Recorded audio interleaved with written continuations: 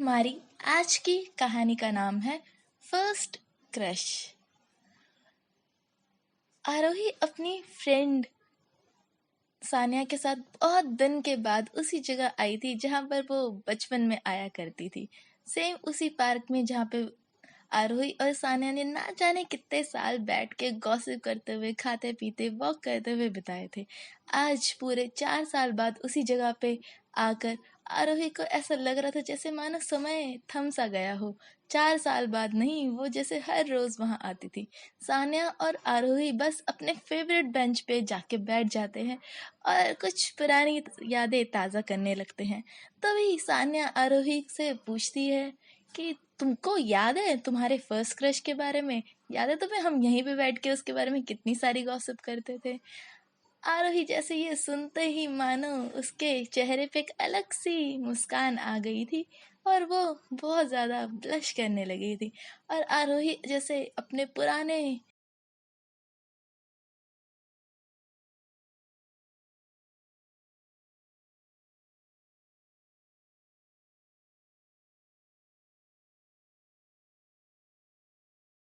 समय में चली जाती है और सोचती है कि यार वो दिन काश वापस आ पाता जब हम 10th क्लास में पढ़ते थे और हम ट्यूशन जाया करते थे।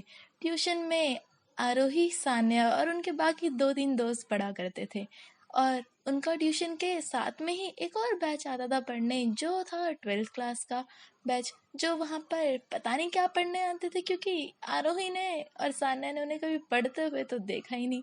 बस आके बातें करते रहते थे। बस यही सोच सोच के आरोही को याद आता है उसके पुराने क्रश के बारे में। पुराना क्या, उसका फर्स्ट क्रश था वो, उसके बारे में। और वो सोचती है कि कैसे हम ट्यूशन में जाते थे रोज 2 घंटे पढ़ने के लिए और 2 घंटे में से लगभग 1 घंटा तो आरोही का पूरा टाइम अपने क्रश को देखने में ही लग जाता था। हाँ, पर ऐसा नहीं कि आप किसी को ऐसे सामने से देख सकते हो, नहीं। उसके लिए बहुत सारे टिप्स और ट्रिक्स थे जिनको उन्हें अपनाना होता था। आरोही का जो क्रश था वो भी आरोही को कभी अपने फ्रेंड्स के पीछे से, कभी किताब के पीछे से ऐसे ही चोरी चोरी करके देखा करता था। और सेम आरोही भी, हमारी आरोही भी थोड़ी कम थी। आरोही भी अपने क्रश को देखा करती थी, पर बातें करने की तो बात बहुत दूर की है, क्योंकि बात करती भी तो कैसे, इतना बड़ा मम्मी का जो डर था। क्योंकि आरोही को हमेशा डर लगता था अगर कभी उससे किसी ने बात करते हुए सुन लिया तो पक्का ट्यूशन वाली मैम ज़रूर जाके उसकी मम्मी को कंप्लेन कर देगी। और टीनेज में तो बच्चों को इतना डर होता ही है अपने पेरेंट्स का। और इसी बात से वो कभी बात ही नहीं कर पाई अपने क्रश से। और आरोही को आज भी उस बात का बहुत रिग्रेट होता है कि यार बस एक बार तो बात कर लेती। हाँ, पर मैंने कहा ना, हमारी आरोही बहुत तेजस्वी लोगों में से थी। इनडायरेक्टली तो बातें हो ही जाती थी। ये पहली बार था जब आरोही ने नोटिस करा था अपने क्रश को, जब आरोही सबसे पहले ट्यूशन में आ गई थी और जो ग्रुप था 12th क्लास का वो सीढ़ियों के पास बातें कर रहा था। और पता नहीं कैसे आरोही को लगा कि शायद से ये उसके फ्रेंड्स है जो वहां पर खड़े हैं। और आरोही भाग के जाके उन्हें धप्पा करती है। और बेचारी आरोही, उसे पता ही नहीं होता कि वहां पे तो सारे लड़के खड़े थे और वो भी उसके क्लास के या उसके जान पहचान के नहीं। और वो वहां जाके इतनी ज्यादा शर्मिंदा होती है कि वहां से भाग जाती है उल्टे पैर। और तभी उसके पीछे से एक आवाज सुनाई देती है उसको, यार चुप हो जाओ तुम लोग, तुमने तो उस लड़की को डरा ही दिया। अपने फ्रेंड समझ के आई थी और तुम लोग पागल है, क्यों हंस रहे हो उस पे? यार, आरवी के मन में थोड़ा थोड़ा तो कुछ कुछ होता है, तो स्टार्ट हो ही गया था। आरवी को लगा कि यार कितना अच्छा है ये। और फिर वहीं से स्टार्ट होती है उनके क्रश की कहानी। वो लोग रोज ट्यूशन जाते थे और इनडायरेक्टली एक दूसरे को इधर से देखना उधर से देखना ये तो लगा ही रहता था। ट्यूशन में उन लोगों ने अपनी चेयर्स की पोजीशन भी इस हिसाब से रख ली थी कि जैसे ही सामने बोर्ड दिखे ना दिखे, पर आरोही को उसका क्रश तो जरूर दिखना चाहिए। और बस ये सब होता रहा। 6-7 महीने इसी में बीत गए। फिर आरोही ने सोचा कि क्यों ना एक्स्ट्रा करिकुलम एक्टिविटीज में ट्राई किया जाए। और आरोही ने ट्यूशन के पास ही एक बैडमिंटन की कोचिंग स्टार्ट कर दी। और जैसे ही आरोही वहां जाना स्टार्ट करा, उसने वहां पे से आते वक्त उसने एक दिन नोटिस करा कि कोई उसके ट्यूशन के गेट के बाहर खड़ा है। ओ, आई मीन कोचिंग के। उसने देखा कि उसके कोचिंग सेंटर के बाहर एक लड़का खड़ा है, और क्या, वो वही था जो उसका क्रश था। और आरोही ने फिर सोचा कि वाह, ये यहाँ पर आया हुआ है। और ऐसा ही रोज होता था। आरोही रोज ट्यूशन के बाद अपने कोचिंग सेंटर जाती थी, और कोचिंग के बाहर उसको रोज उसका क्रश दिखाई देता था। और जब आरोही ने अपनी ये सारी बातें अपनी बेस्ट फ्रेंड सानिया को बताई, तो सानिया तो पहले से ही बहुत ज्यादा खुश थी, क्योंकि आरोही का क्रश और सानिया एक ही स्कूल में जो पढ़ते थे। पर आरोही ने अपनी फ्रेंड को कहा कि यार तू एक बार उसका नाम पता कर लेगी। पर सान्या की भी वही दिक्कत थी कि मम्मी ने देख लिया तो फिर उसका तो पता नहीं, सान्या को अपना नाम जरूर चेंज करना पड़ जाएगा। बस यही सोच के उन्होंने कभी उससे बात नहीं की। लेकिन हाँ, सान्या और आरोही घंटों अपनी फेवरेट पार्क के उसी बेंच पे बैठ के उसके क्रश के बारे में बातें करते थे और अलग अलग सी स्टोरीज बनाते थे। जैसे कि कभी उसका क्रश और वो घूमने गए हैं, कभी किसी चीज़ की तो कभी किसी चीज़ की। और यही सोच सोच के आरोही और सान्या हंस रहे होते हैं। तभी आरोही बोलती है सान्या को, तुझे याद है हम इसी बेंच पे बैठ के कितनी देर तक मेरे क्रश की बातें करते थे? और सान्या कहती, हाँ यार, क्या दिन था वो, हमारा पूरा टाइम उसी की बातें करने में बीत जाता था, जिसका हमें नाम तक नहीं पता। हाँ यार। तभी आरोही बताती है कि कभी उसकी हिम्मत ही नहीं है उसके क्रश का नाम पूछने की, इसलिए उसको उसके क्रश का नाम तक नहीं पता था। और यही बातें करते हुए आरोही को याद आता है वही पार्क जहाँ पे सान्या और वो बैठे करते थे, और दिन में कम से कम वहाँ के 12 राउंड तो उन्हें काटने ही होते थे। और पार्क में बैठे बैठे अपना फेवरेट भुट्टा खाना, अपने फेवरेट अंकल से अपनी फेवरेट नमकीन खाना, और कभी कभी मंदिर जाना, यही सब सोचते हैं। और उन्हें याद आता है कि वो जब भी मंदिर जाते थे या भुट्टा खाने जाते, कहीं पे भी जाते थे, उनका क्रश जरूर आसपास होता था। एक दिन आरोही ने सोचा था कि क्यों ना हम लॉयल्टी टेस्ट करें। नाम नहीं पता था, लेकिन टेस्ट जरूर लेना था उसको। और वैसे ही हुआ भी। और सान्या ने और आरोही ने मिलकर प्लान बनाया कि जरा देखा जाए कि जनाब को जेलसी है या नहीं है।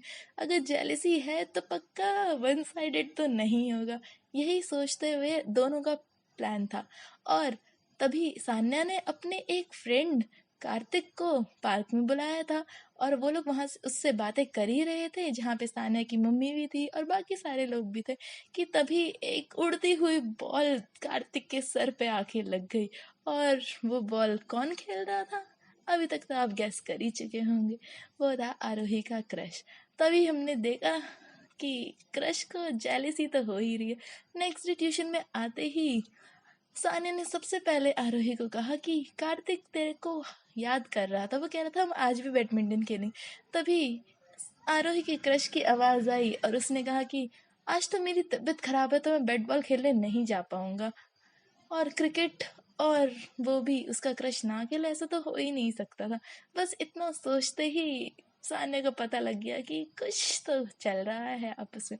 और तभी सान्या बोल पड़ी, अच्छी बात है ना, आज तो कार्तिक आएगा हमारे साथ बैडमिंटन की प्रैक्टिस करने के लिए, हम उसके साथ खेलेंगे।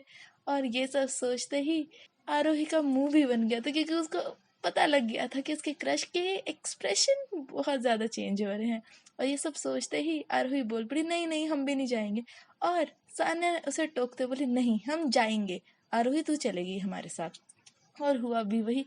आरोही, सान्या और कार्तिक तीनों बैडमिंटन खेल ही रहे थे कि उन्होंने तभी एक फ्लाइंग बॉल फिर से देखी, और पीछे पलट के देखा तो फिर मिस्टर क्रश वहां पे थे। और ये देख के आरोही बहुत ज्यादा खुश हो गई और खुशी से ब्लश करने लगी। और सान्या ने कहा कि देखा, मुझे पता था ये आएगा, तू कह रही थी नहीं जाएंगे करके। तभी सान्या ने आरोही को बताया कि शायद उसके क्रश का भी क्रश वही है, और ये सब सोच के वो दोनों खुश हो गए। और फिर ऐसे ही धीरे धीरे समय बीतता गया। पहले ट्यूशन वाली मैम सिर्फ मंडे टू सैटरडे पढ़ाती थी, लेकिन आरोही और सान्या ने जब उनसे रिक्वेस्ट की तो उन्होंने संडे को पढ़ाने के लिए भी हाँ कर दिया था।